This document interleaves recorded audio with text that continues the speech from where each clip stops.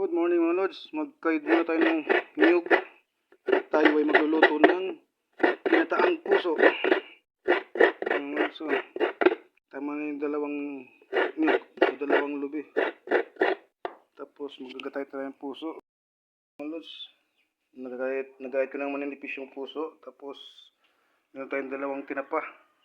Yung ating ricado. So yun mga lods, nakasalang na yung ating ginataang puso. Yan, hintayin na natin yung kumulo at lumambot. Saka natin lagay yung ating mga ricado. So yun mga lods, lagay natin ating tinapa. Yan. Tapos takpan natin siya mga lods para maluto yung ating tinapa.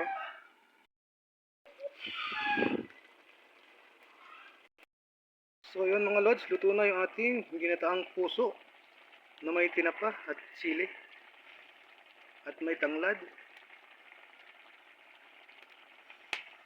Kain tayo mga lods.